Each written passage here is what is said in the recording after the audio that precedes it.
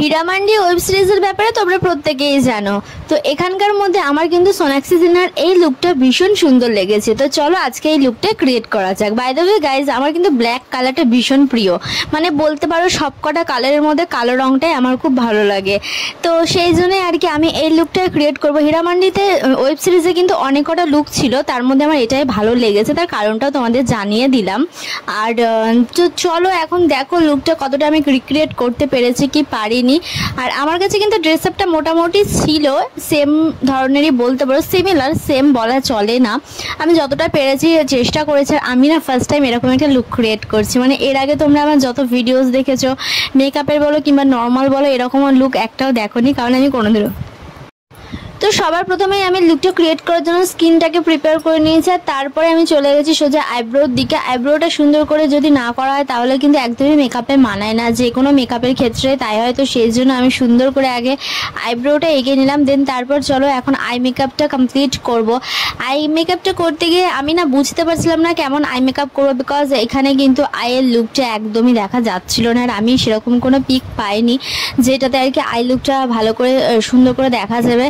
তবে আমার যেহেতু এই লুকটা ভালো লেগেছে সবার মধ্যে থেকে, সেই জন্য আমি দেখলাম যে এইটাই ক্রিয়েট করা যাক।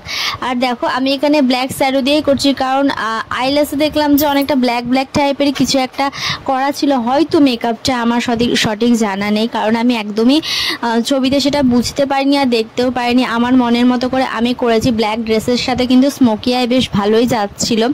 তোমাদের কেমন লাগছে অবশ্যই কমেন্ট করে জানাবে। আর এখন চলো মাস্কারাটা দিয়ে নিই, আর এখানে আমি আইল্যাশেস ইউজ। এরপর সোজা মেকআপের পালার। মেকআপের ফার্স্টে যেটা করতে হবে সেটা হচ্ছে প্রাইমার সুন্দর করে লাগিয়ে নিয়েছি। তারপরে চলো এখন একটুখানি প্যানস্টিক দিয়ে আজকে মেকআপটা কমপ্লিট করব। আমি কোনো রকম ফাউন্ডেশন এখানে অ্যাপ্লাই করব না। আর সঙ্গে কন্ট্রোলের জন্য আমি নিয়েছিলাম লিপস্টিক। হ্যাঁ, অনেক সময় দিয়ে কিন্তু লিপস্টিক দিয়েও কন্ট্রোল সুন্দর আসে। আমি দেখলাম যে একটুখানি কন্ট্রোল করব, তো লিপস্টিক দিয়ে করা যাক। এই কালারটা কিন্তু আমি ঠোঁটে খুব কম ইউজ করি, শুধুমাত্র কন্ট্রোলের জন্যই আমি এই লিপস্টিকটা কিনেছিলাম যখন আমি পারচেস করেছিলাম লিপস্টিকটা আর কি। আর এখানে দেখো আমি কেমন কার্টুনের মধ্যে মুখটা করছি। আসলে আমি না একটা ভিডিওতে দেখলাম এরকম করে মুখটা করে নাকি কন্ট্রোল বেশি ভালো হয়। যাই হোক, এখন অনেকে অনেক রকম জিনিস শেখাচ্ছে, বোঝাচ্ছে, যার যেটা ভালো লাগছে করছে ভিডিওর জন্য। যাই হোক, লিপস্টিকটা দেওয়ার সময় আমি দেখলাম যে একদম রেড দিয়েছে, আর একদম ক্যাটকেটে রেড কালার আমার কাছে অ্যাভেলেবেল নেই, সেই জন্য আমি লিপ লাইনার দিয়ে আর কি লিপস্টিকটা পরে নিচ্ছি। আর সঙ্গে একটু লিপ গ্লস অ্যাপ্লাই করে নেবো, তাহলে কি হবে লিপস্টিকটা সুন্দর লাগবে ঠিকঠাক। আর এখানে না সোনাক্ষী সিনহার লুকটা দেখো একদম কেমন জানি রাগি রাগি আছে, যদিও এই ওয়েব সিরিজের ব্যাপারে আমার সেরকম কিছু জানা নেই। আর দেখো আমি ড্রেস পরে চলে এসেছি, তবে ড্রেসটা খুব লুজ ছিল। আমি এটা প্রথম থেকে এরকম লুজ করেই পরি বেল্ট দিয়ে, সেই জন্য বোঝা যায় না। তোমরা এর আগেও আমি এই ড্রেসটা পরে অনেকবার দেখেছো বন্ধুরা।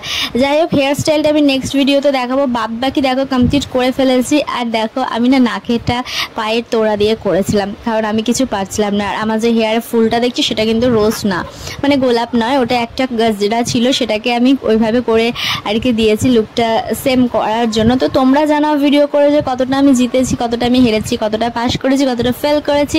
তো চলো ভিডিওটা ভালো একটা লাইক করবে। চলো টাটা।